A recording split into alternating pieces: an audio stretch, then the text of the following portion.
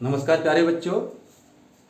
अब हम जो वीडियो करने जा रहे हैं किस चैप्टर से है, इलेक्ट्रिसिटी, विद्युत पार्ट। इस चैप्टर से जो एक्सपेक्टेड पार्ट बनते हैं, अगर हम इस चैप्टर के फीचर्स को देखें, अगर इस चैप्टर को अगर हमें एक मैपिंग करनी हो तो क्या क्या एक्सपेक्टेड है।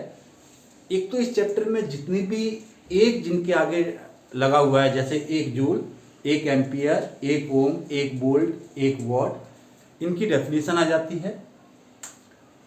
ओम का नियम लिखने को आ जाता है। VI ग्राफ, ये आपका एक्सपेरिमेंट भी है और ये इसका जो प्रैक्टिकल है ये भी डिस्क्रिप्शन में आपको मिल जाएगा। ये प्रैक्टिकल की वीडियो भी आप देख सकते हैं। एक क्वेश्चन आ सकता है कि जब हम V प्रोपोर्शनल टू I करते हैं और विभवांतर पोटेंशियल डिफरेंस को हाफ कर दें, 1/4 कर दें, ट्वाइस टाइम कर दें, तो करंट पर क्या इफेक्ट होगा, इस तरीके का क्वेश्चन हो सकता है। रेजिस्टेंस, प्रतिरोध किन किन कारकों पर निर्भर करता है, या मोटे तार और पतले तार में किसमें करंट अधिक होगी या रेजिस्टेंस अधिक होगा। यहाँ पर ध्यान देना है, पेपर में इलेक्ट्रिक करंट पूछ सकता है या रेजिस्टेंस पूछ सकता है, तो इस पर ध्यान देना है कि मोटे तार में या पतले तार में किसमें करंट अधिक होती है और रेजिस्टेंस किसका अधिक होता है। या कुछ क्वेश्चंस इस तरीके से हैं कि एक रेजिस्टेंस दे दिया जाता है, उसकी लंबाई को डबल कर दिया जाए, हाफ कर दिया जाए, या उसके एरिया को हाफ कर दिया जाए, डबल कर दिया जाए, तो न्यू रेजिस्टेंस क्या होगा। जूल हीटिंग इफेक्ट पर आधारित क्वेश्चन, जूल हीटिंग इफेक्ट पर कौन कौन सी डिवाइस हैं उनसे रिलेटेड क्वेश्चन हो सकता है।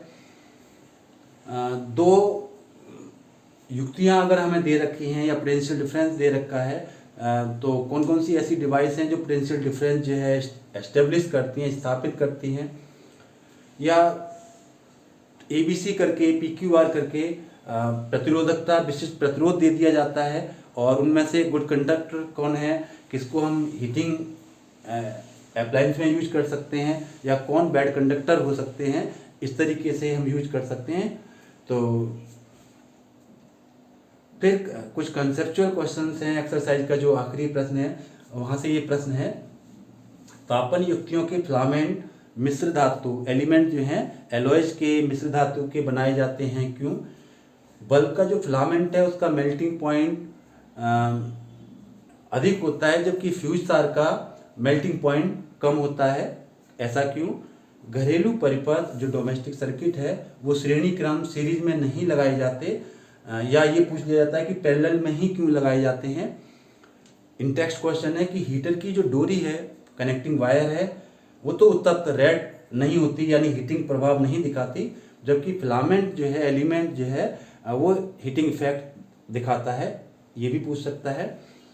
इलेक्ट्रिक एनर्जी बेस्ड क्वेश्चंस जो हैं इन पर हमें थोड़ा सा फोकस करना है। दो तरीके से प्रश्न सेट होते हैं। आपको इलेक्ट्रिक डिवाइस देंगे, इतने दिन यूज किया गया, तो हो सकता है कि वो प्रतिदिन का पूछ ले, 10 दिन का पूछ ले, 1 महीने का पूछ ले, या किसी एक मंथ का नाम देकर भी पूछ सकता है। अप्रैल मंथ का पूछ लिया, जून मंथ का पूछ लिया, जनवरी का पूछ लिया, या कभी कभी फरवरी 2022 के बिजली का बिल पूछ लिया। आधे महीने का मैं इतनी डिवाइस को चलाया गया और आधे महीने में इस डिवाइस को चलाया गया, ऐसे भी हो सकता है। फ्यूज की रेटिंग बेस्ड क्वेश्चन हो सकते हैं। जूल के हीटिंग इफेक्ट पर आधारित क्वेश्चन हो सकते हैं। पावर बेस्ड क्वेश्चंस हैं, और परिपथ के सर्किट के कंपोनेंट और रेजिस्टेंस के कॉम्बिनेशन बेस्ड क्वेश्चंस पर हमें फोकस करना है, स्पेशली सीरीज एंड पैरेलल। तो अब इस चैप्टर में इन पार्ट को हम आगे देखते हैं। अब यहाँ पर पहले अगर हम 3 क्वेश्चंस में देखें तो कुछ रेजिस्टेंस को मैंने प्रैक्टिस के लिए फॉर्मेट के रूप में लिखा है कि कैसे हम तुल्य प्रतिरोध, इक्विवेलेंट रेजिस्टेंस निकाल सकते हैं। अगर हम इन फॉर्मेट पर गौर करेंगे तो हम इक्विवेलेंट रेजिस्टेंस को निकाल पाएंगे, और ये प्रैक्टिस से ही आएंगे। जैसे पहले प्रश्न में क्या दिया हुआ है, रेजिस्टेंस इस क्रम में दिया हुआ है, वैल्यू कोई भी हो सकती है, 4 ओम, X ओम, एंड 4 ओम। इस कंडीशन में जो हमारा कुल प्रतिरोध है इसका 12 ओम दिया हुआ है, तो x की वैल्यू हमें फाइंड आउट करने को कही गई है। तो अगर हम ये देखें जो हमारे 4 रेजिस्टेंस हैं, ये 2 रेजिस्टेंस हमारे किस में हैं, पैरेलल में। तो पहले हम इनका निकाल सकते हैं 1/Rp equal to 1/R1 plus 1/R2। एक तरीका ये है हमारे पास 1/Rp equal to 1/4 plus 1/4, LCM लिया हमने 4, 1 प्लस 1 2/4। इसके बाद वैल्यू को रेसिप्रोकल करना ना भूलें, 2 ओम आ गया। दूसरा क्या है कि अगर हमारे रेजिस्टेंस एक ही तरह के दे रखे हों तो Rp इक्वल टू होता है R/N। R कितना दिया हुआ है 4, कितने रेजिस्टेंस लगा रखे हैं हमने 2, तो ये जल्दी आ जाता है। अब हमारे पास अगर हम इसको सर्किट को पुनः दोबारा बनाएं तो ये है हमारे पास 4 ओम और इसकी कैलकुलेटेड वैल्यू आई है हमारी 2 ओम और ये अननोन जो है हमारे पास x। अब ये तीनों रेजिस्टेंस किस में है, सीरीज में।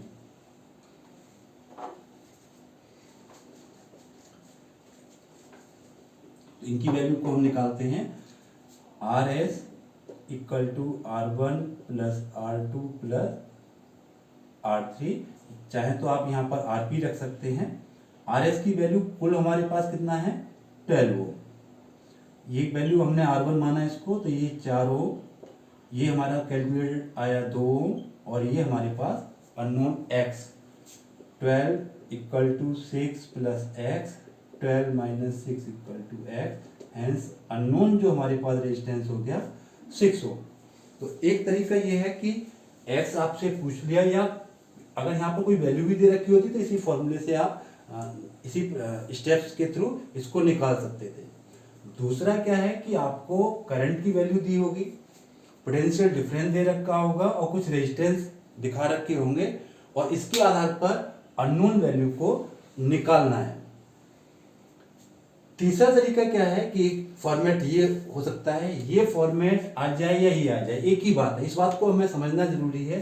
रेजिस्टेंस हमारे इस ऑर्डर में जुड़े हुए हैं या इसमें जुड़े हुए हैं या ये तीनों एक ही तरीके के हैं। पेपर में कभी ये आ जाता है, कभी ये आ जाता है, कभी ये आ जाता है। हम प्रैक्टिस करके गए ये और पेपर में आ गया इस तरीके का, तो इनको समझना जरूरी है। अब मैं थोड़ा सा 4th क्वेश्चन पर चलता हूँ। बुक में जो हमारे 12.6 से लेकर 12.13 एग्जाम्पल हैं, इंपॉर्टेंट हैं, इनकी प्रैक्टिस कीजिएगा क्योंकि लास्ट ईयर तो बोर्ड का पेपर नहीं हुआ। उससे पहले कि अगर हम 3 साल के पेपर देखें तो जो 8, 9, 10 एग्जाम्पल हैं ये बोर्ड में पूछे गए हैं। एक कोई विद्युत लैंप है जिसकी रेजिस्टेंस दे रखी है 20 ओम, बल्ब, और दूसरा रेजिस्टेंस है 4 ओम। 6 वोल्ट की बैटरी के साथ कनेक्ट है। तो पूछ लेता है कि इसमें करंट की वैल्यू पूछ सकता है या एमीटर लगा करके एमीटर की रीडिंग क्या होगी ऐसे पूछ सकता है। हमें ये याद रखना है कि ये हमारा ऑर्डर कैसा था रेजिस्टेंस का, सीरीज, और सीरीज में आई की जो वैल्यू है ईच रेजिस्टेंस में एक जैसी रहेगी, ये हमें याद रखना है। वो पेपर में कभी 4 ओम पूछेगा, कभी 20 ओम पूछेगा, तो जो पूरे सर्किट की करंट होगी वही ईच रेजिस्टेंस में होगी, इस बात को याद रखना है हमें। तो पहले तो कहता है परिपथ का कुल प्रतिरोध, तो R1 मान लीजिए हमारे पास 4 ओम है और R2 है हमारे पास 20 ओम। तो Rs इक्वल टू क्या हो गया, R1 plus R2 4 plus 24 ohm. Second part, परिपथ में प्रवाहित धारा V equal to IR, hence I equal to V upon R। V कितना दिया हुआ है हमारे पास 6, R की वैल्यू 24, 1/4, I इक्वल टू हो गया 0.25। अब यहाँ पर यूनिट लगाना जरूरी है, अगर यूनिट नहीं लगाते तो आधा नंबर कटता है। विद्युत लैंप तथा चालक के सिरों के बीच विभवांतर, तो ईच रेजिस्टेंस में पोटेंशियल डिफरेंस पूछा है, V1 equal to IR1 0.25 into 4, ये आ गया 1 वोल्ट।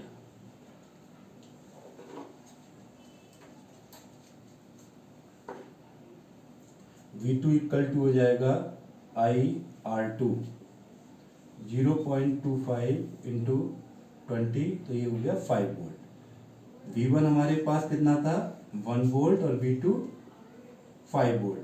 ये भी पहचान है कि जो हमारा वैल्यू आती है उसकी टोटल वैल्यू गिवन वैल्यू के इक्वल आनी चाहिए। इस बात को भी हमें याद रखना है। अगर इससे ऊपर नीचे हो रहा है तो इसका मतलब हमने कहीं कैलकुलेशन में गलती की है, इसको भी हम चेक कर सकते हैं। तो साथ ही साथ ये चेक भी हो रहा है। फिफ्थ क्वेश्चन देखें, ये बुक का ही एग्जाम्पल है। गिवन डायग्राम है, इसमें रेजिस्टेंस R1, R2, R3 दे रखे हैं जिनकी वैल्यू 5 ओम, 10 ओम, 30 ओम और 12 वोल्ट की बैटरी के साथ कनेक्ट है। तो प्रत्येक प्रतिरोध से करंट पूछिए, क्योंकि पैरेलल में है तो I1, I2, I3 निकल जाएगा। सीरीज में V1, V2 निकल सकता है लेकिन I1, I2 नहीं होता। पैरेलल में क्या रहता है, पैरेलल में पोटेंशियल सेम रहेगा, यानी ईच रेजिस्टेंस को क्या मिलेगा, सिमिलर जो है पोटेंशियल डिफरेंस मिलेगा। इसलिए जो हमारे डोमेस्टिक सर्किट होते हैं जनरली पैरेलल में होते हैं ताकि सबको वोल्टेज जो है इक्वल मिलती रहे। तो I1 equal to V upon R1, I2 equal to V upon R2, I3 equal to V upon R3 से निकाल लेंगे और परिपथ का जो इक्विवेलेंट रेजिस्टेंस है 1 upon RP equal to 1 upon R1 plus 1 upon R2 plus 1 upon R3 से calculate कर लेंगे। ये बुक का प्रश्न है और अच्छा प्रश्न है। 176 ओम रेजिस्टेंस के कितने प्रतिरोधकों को पैरेलल पार्षद क्रम में जोड़ें कि 220 वोल्ट की विद्युत स्रोत से संयोजन से 5 एम्पियर इलेक्ट्रिक करंट प्रवाहित हो। तो हमें नहीं पता कि कितने रेजिस्टेंस को जोड़ना है। 1 upon RP equal to 1 upon R1 plus 1 upon R2 plus 1 upon R3 dash dash dash n upon R हमने लगा लिया, या n अपॉन 176 ओम के हमने रेजिस्टेंस जोड़ लिए। हेंस RP इक्वल टू क्या हो जाएगा 176 अपॉन n। अब R इक्वल टू क्या होता है V अपॉन I, तो इसकी जगह हम क्या रख देंगे V upon I equal to 176 upon n। Hence n equal to 176 into I upon V। Value put करिए, I की वैल्यू दे रखी है हमें 5 और पोटेंशियल डिफरेंस दे रखा है 220। तो 5 से 220 44 टाइम्स होगा और 44 से ये 4, हेंस n इक्वल टू 4। यानी 176 ओम के 4 रेजिस्टेंस को पैरेलल में अरेंज करें तो 5 एम्पियर की करंट उस सर्किट में हो रही होगी। ये ऐसा क्वेश्चन था।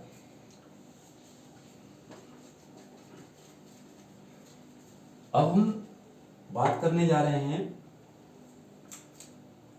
हीटिंग इफेक्ट बेस्ड क्वेश्चन और एनर्जी बेस्ड क्वेश्चन। यदि एक 1100 वाट का हीटर, P कितना दिया हुआ है 1100 वाट, 220 वोल्ट की लाइन से जुड़ा हुआ है, तो सर्किट का अनुमतांक यानी फ्यूज का अनुमतांक पूछा है, रेटिंग पूछी है। P equal to VI, hence I equal to P upon V 1100 upon 220, तो ये हो गया 5 एम्पियर। यानी जो हमारा फ्यूज होगा वो 5 एम्पियर से अधिक का होना चाहिए। ये और भी वैल्यू हो सकती है, उनको जोड़ लीजिए तो जो रेटिंग आएगी, यानी जो हम सॉकेट लगा रहे हैं वो उस आंसर जो हमारी कैलकुलेटेड वैल्यू आती है उससे अधिक का होना चाहिए फ्यूज। सेकंड,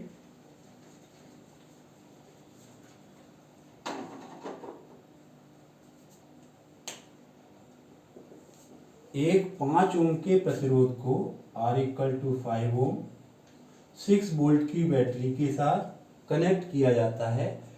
तो फर्स्ट हमें फाइंड आउट करना है करंट और 2 मिनट में कितनी हीट जो है वो प्रोड्यूस करेगा, ये सेकंड पार्ट हमें निकालना है। So I equal to V upon R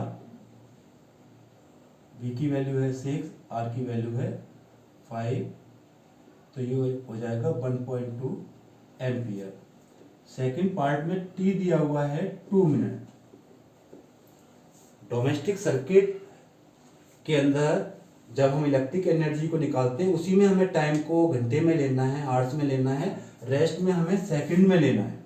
2 into 60 120 second, H equal to I square R T. I हमें कैलकुलेट हो गया, आर पता है, टी पता है, ठीक है, या B square upon R T, इससे भी निकल जाएगा क्योंकि बी भी पता है, आर भी पता है, टी भी पता है, तो हम इससे ही निकालते हैं। 1.2 इंटू 1.2 इंटू 5 इंटू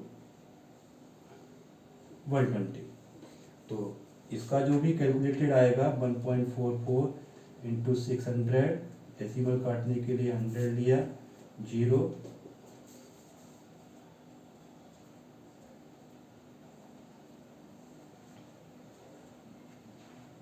6 चौक 24, 6 चौक 24 और 26, 6 कम 6 और 2, तो ये इतने जूल हीट प्रोड्यूस होगी। अब नेक्स्ट देखें, एक 400 वाट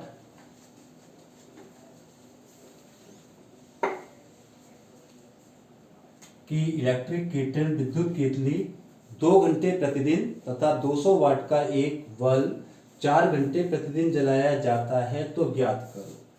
2 तरीके के क्वेश्चंस हैं, या तो आपको यूनिट का रेट दे करके कॉस्ट पूछ सकते हैं बिलिंग की, या जूल में वैल्यू पूछ सकते हैं, 2 ही तरीके हैं। तो फॉर इलेक्ट्रिक केटल, विद्युत केतली द्वारा प्रयुक्त ऊर्जा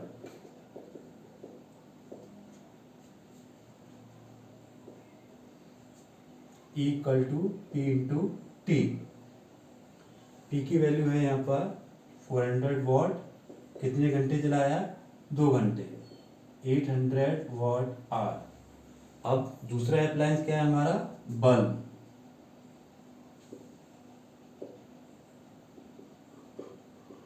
संख्या भी दे देते हैं, 5 बल्बों को जलाने पर, 2 बल्बों को जलाने पर, तो उसकी भी संख्या का हमें मल्टीप्लाई कर देना है। P इंटू टी, 200 वाट 4 घंटे, तो ये भी 800 वाट आ गया।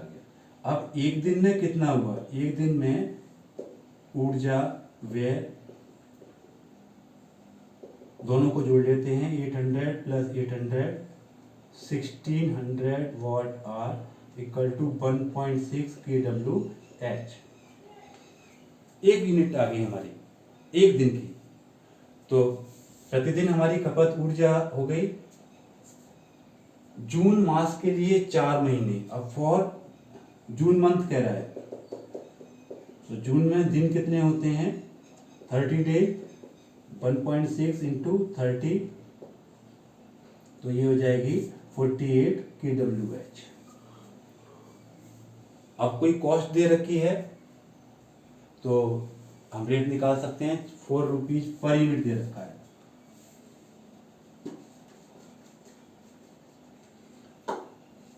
बिकॉज कॉस्ट ऑफ 1 यूनिट, एक यूनिट का मूल्य कितना है, ₹4, hence cost of 48 unit, 48 unit का खर्च कितना हो जाएगा, 4 इंटू 48, 192 रुपये कॉस्ट आ गई। या ये पूछ सकता था कि एक महीने में ऊर्जा का जूल में निकालना है, तो फिर इसको 1 kWh इक्वल टू होता है 3.6 इंटू 10⁻⁶ जूल, तो इससे मल्टीप्लाई कर देंगे तो हमारे पास टोटल एनर्जी आ जाएगी जूल में। तो 2 ही तरीके, या तो कॉस्ट पूछेगा या एनर्जी में जूल में इसकी वैल्यू निकालने को आ सकती है। और ये इंपॉर्टेंट क्वेश्चन है, अवेयरनेस से है, क्योंकि बिल हम सब लोगों के घर में आते हैं और थोड़ा सा सेंसिटाइज करना है कि हम किस तरीके से इलेक्ट्रिक एनर्जी को सेव कर सकते हैं, तो इसलिए इस क्वेश्चंस के आने की संभावना हर बार सबसे ज़्यादा रहती है। एक R equal to rho LYA, इससे रिलेटेड जो क्वेश्चन है बुक का और एग्जाम्पल, और यहाँ मैंने बिल्कुल सिंपल क्वेश्चन लेने की कोशिश की है। इस वैल्यू में रखेंगे, सिंपल कैलकुलेटेड आंसर आ जाएगा। तो इस तरीके से आप इस चैप्टर के न्यूमेरिकल्स की प्रैक्टिस कर सकते हैं। Thank you.